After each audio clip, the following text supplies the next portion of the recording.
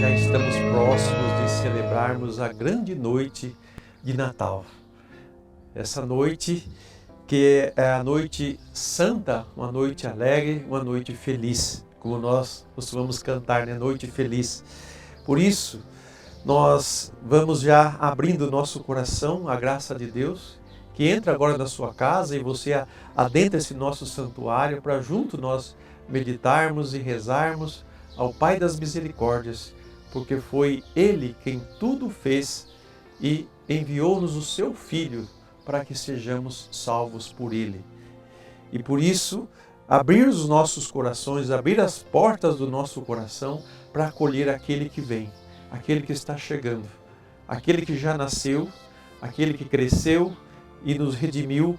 Vamos celebrar a sua primeira vinda e aguardamos a sua segunda vinda. Então, nós estamos no tempo da primeira vinda do Senhor. E é o tempo de conversão, é o tempo de mudança de vida. Por isso que a igreja, ela organiza todo o seu ano litúrgico para que os fiéis, se alimentem da palavra de Deus e também dos sacramentos que a igreja oferece para a sua cura, para o seu perdão. O texto que vou meditar com vocês é de Lucas capítulo 1, de 26 a 35. Naquele tempo, o anjo Gabriel foi enviado por Deus a uma cidade da Galiléia chamada Nazaré, a uma virgem prometida em casamento a um homem chamado José. Ele era descendente de Davi e o nome da virgem era Maria. O anjo entrou onde ela estava e disse: "Alegra-te, cheia de graça, o Senhor está contigo." Maria ficou perturbada com essas palavras e começou a pensar qual seria o significado da saudação. O anjo então disse-lhe: "Não tenhas medo, Maria, porque encontrastes graça diante de Deus. Eis que conceberás e darás à luz um filho, a quem porás o nome de Jesus. Ele será grande, será chamado Filho do Altíssimo, e o Senhor Deus lhe dará o trono de seu pai Davi. Ele reinará para sempre sobre os descendentes de Jacó, e o seu reino não terá fim." Maria perguntou ao anjo: "Como acontecerá isso, se eu não conheço homem algum?"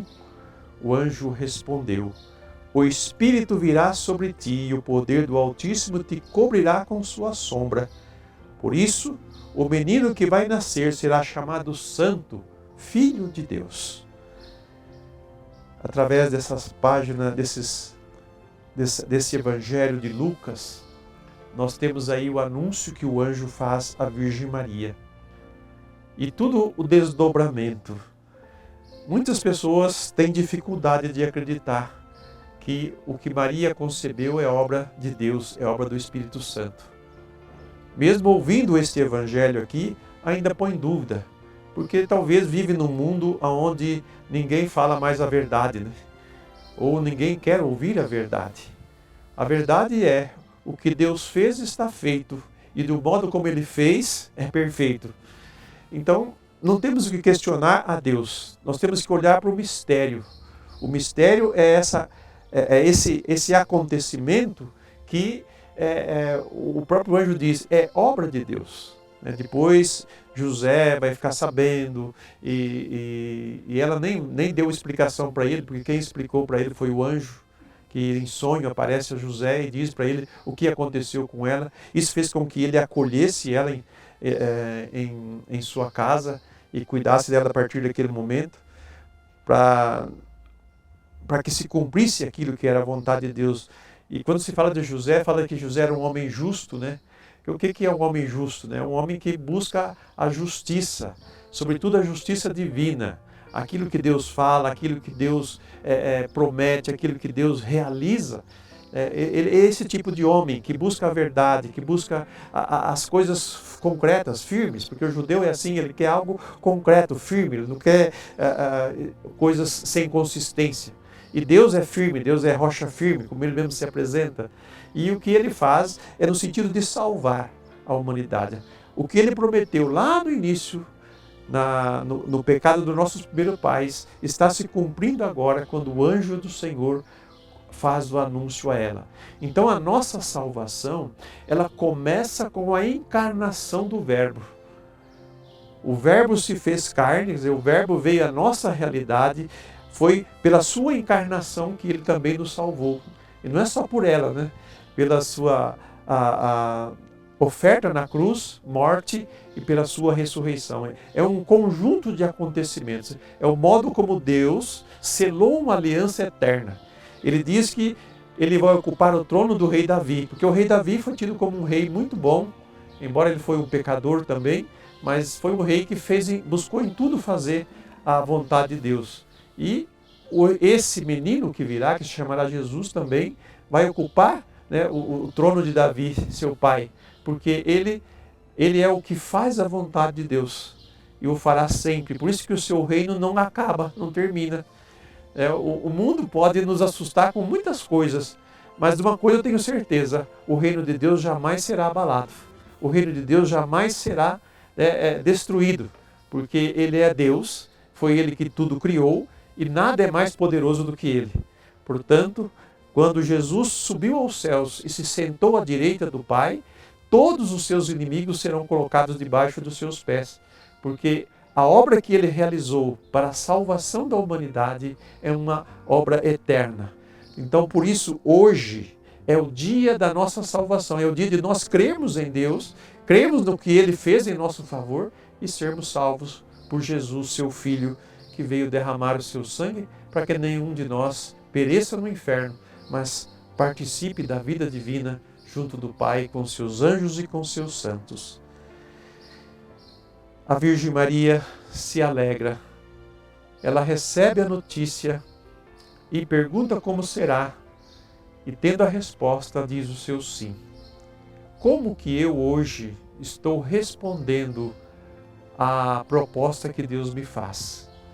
Deus tem uma proposta para todos nós, de nos voltarmos a Ele, de acreditarmos nele, de ouvirmos a sua palavra, de sermos obedientes a ela, de construir a nossa vida nessa orientação, como filho dele, como filha dele que já recebeu o batismo.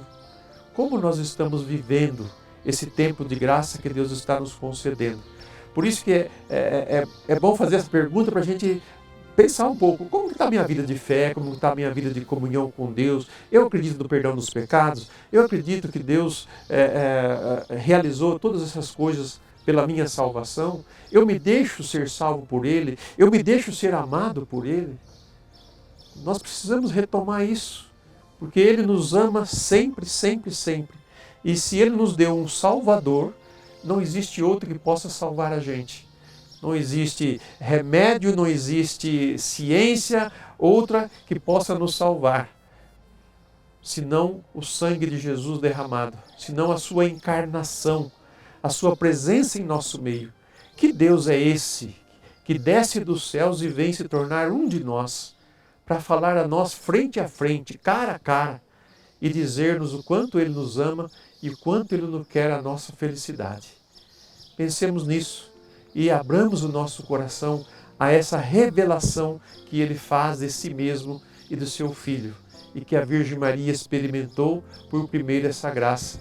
Por isso que ela pode dizer: a minha alma engrandece o Senhor, meu espírito exulta em Deus, meu Salvador, porque Ele fez grandes coisas em meu favor. Que nós possamos também cantar esse hino, porque não foi só Maria, foi só para Maria que Deus manifestou a sua graça, mas para todos nós.